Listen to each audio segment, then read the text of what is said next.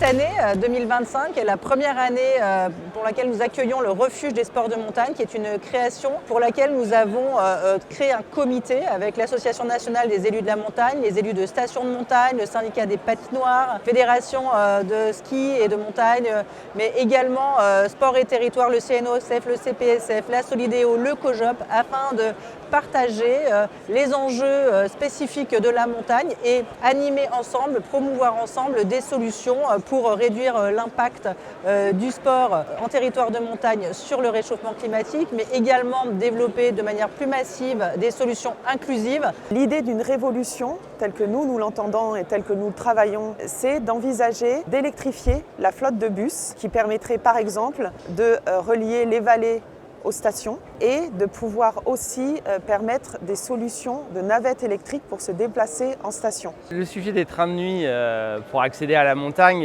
c'est vrai que ça a une belle histoire. C'est une super expérience aussi, pour l'avoir fait avec mes enfants, c'est vraiment des beaux moments, c'est du voyage. La difficulté qu'on a aujourd'hui, c'est que le matériel qui est utilisé jusqu'à présent, il est quand même assez ancien. Est-ce qu'on a envie de le développer? Oui, pourquoi pas, mais c'est sous mandat de l'État, qui est finalement l'autorité organisatrice de ces trains-là. Là, il y a un beau projet qui est porté par l'État et le ministère des Transports sur l'acquisition de nouvelles rames neuves pour justement opérer des trains la nuit sur différentes destinations. Donc on verra, on a hâte de récupérer ces rames et de voir ce qu'on pourra faire pour les Jeux de 2030.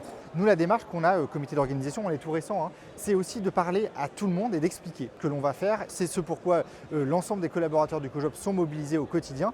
Aller voir les acteurs et discuter avec eux de ce que sont les Jeux, de ce que ne sont pas les Jeux. Ça, c'est important parce qu'il y a aussi un certain nombre de mythes à l'occasion des Jeux. Et puis, on va dire ce qu'on va faire.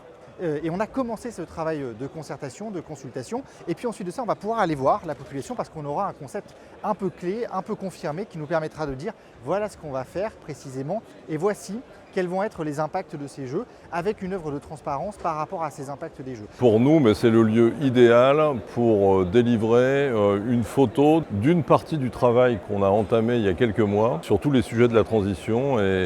Et ce document qui s'appelle Versant Futur traduit une dizaine de propositions. Ce n'est pas du tout quelque chose d'exhaustif, mais ça a le mérite d'exister, c'est concret, c'est applicable maintenant et on espère créer un intérêt de la part de pas mal de monde dans la montagne.